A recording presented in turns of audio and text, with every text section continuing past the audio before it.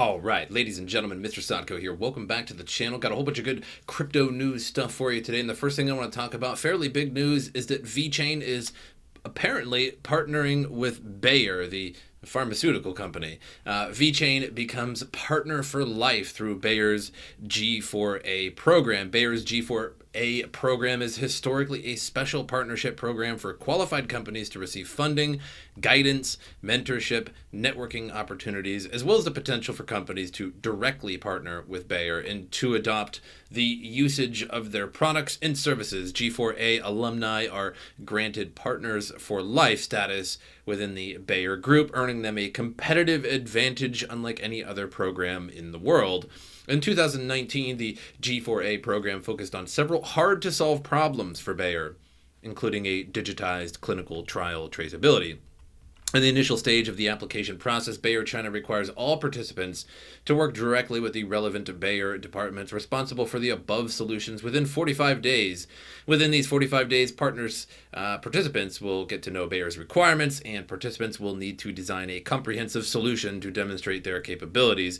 According to the head of the China G4A program, the initial stage will determine which participant has the capability to back their proposals and will serve as a way to ensure that the solution designed is accurate for our requirement. And they go on with different stages. VeChain going to supply traceability via blockchain to Bayer.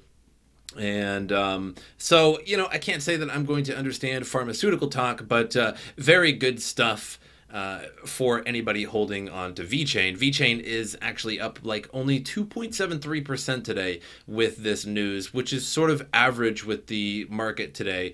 So I'm not sure if this news just came out. I just seen it, and apparently it did, because I think there'll probably be a slight pump in VeChain once the news gets out to everybody, sort of a buy the rumor, sell the news. Always that sort of thing in the crypto world, but very good. Partnerships are partnerships, and paths forward are good in the crypto world. Moving on, 12,337 Bitcoin has been mined since the halving. Grayscale bought over 18,000 of them. So Grayscale has bought 18,910 Bitcoins since May 11th. However, only 12,337 Bitcoin have been mined since the halving. Institutional interest in the crypto space seems to be surging. Grayscale, one of the largest digital asset funds in the crypto space, has seen a surge in new investments in 2020. According to the data compiled, Grayscale bought approximately 6,300 Bitcoin more than what was mined since the halving, and Grayscale offers investors a variety of digital assets, accounting for almost 90% of the fund's total assets under management. The Bitcoin Trust is the most popular digital asset trust amongst investors. So essentially an 800% increase in average weekly investments, basically saying that Grayscale's Bitcoin Trust bought 18,910 Bitcoin since the halving.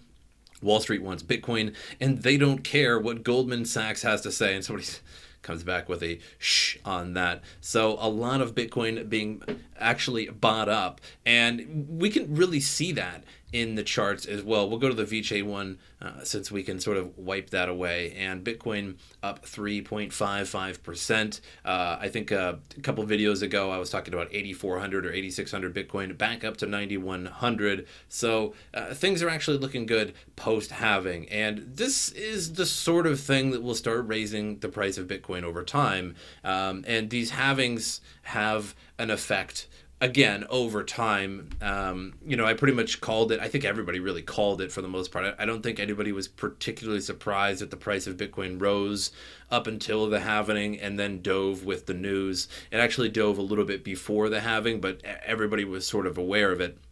And this is the sort of thing, again, buying more Bitcoin than are actually being mined. And over time, once we have lower and lower and lower halve and block rewards, there's going to be a lot less coming onto the exchanges over time. And we do have like something over 80% of all the Bitcoin ever to be mined currently.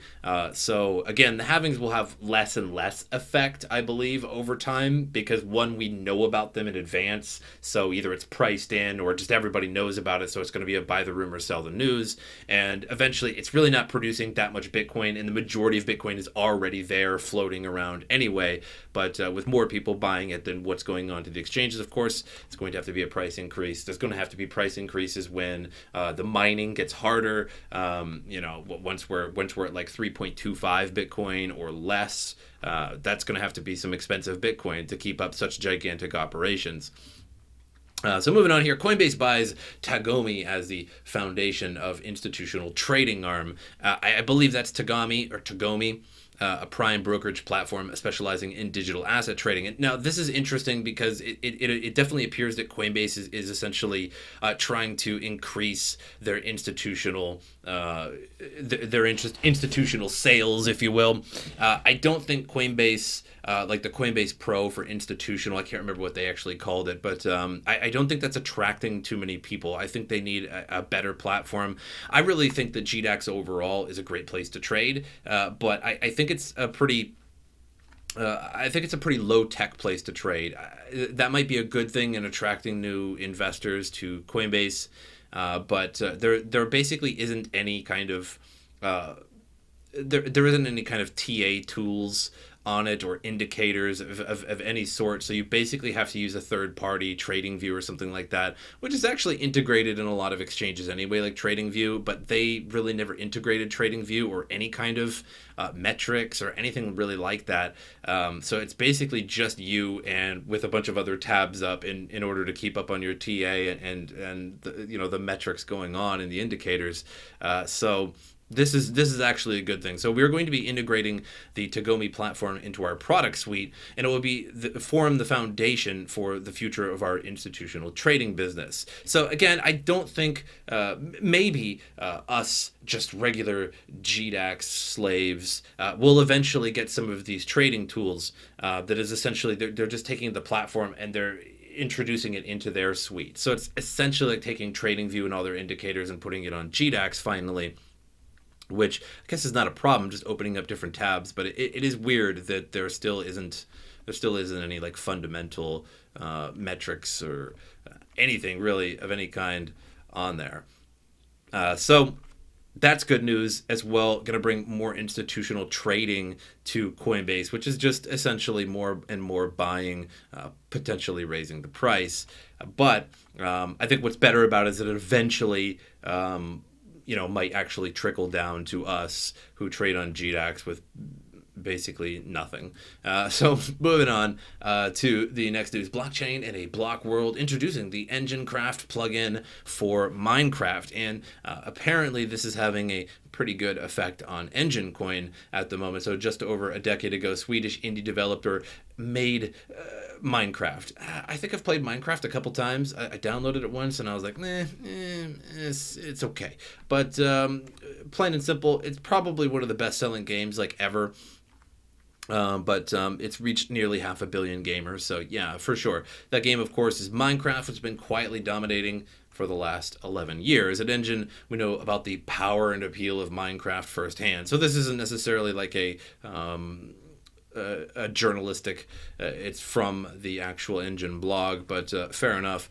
That's all we got so far. We were founded the same year as Minecraft's first release. Minecraft servers and communities represent a large portion of our 20 million Enjin network users, and our first Minecraft plugin, Donation Craft, has garnered 5.1 million downloads and helped server owners earn millions of dollars as a company. Enjin has evolved in tandem with Minecraft. So now they have a plugin for it. And again, I've never really, hodled Enjin or anything, but I know there's a lot of people out there that certainly do. And if you do, well, you should be pretty happy right now because it's 18.84% up and it's looking pretty good. Who knows when that's going to go down? A sharp rise always is followed by, a sharp decline. But, we can see that just basically on the 24-hour change, for some reason, Electroneum through the roof. Didn't look up the news for Electroneum, but I gave up on Electroneum a long, long time ago. And enjincoin, the second biggest mover of the top 100 coins for the day. But everything else up 2 to 3%. So market is looking pretty good, and hopefully we just keep on going up and up. Usually, that fall decline. Hopefully, we don't have another December, like 2008-ish December, where everything just sort of dumps incredibly. But either way, cheaper coin to pick up. So look on the bright side. But that's all I have for you guys today. Hope you guys enjoyed it, and as usual, I'll see you guys next time.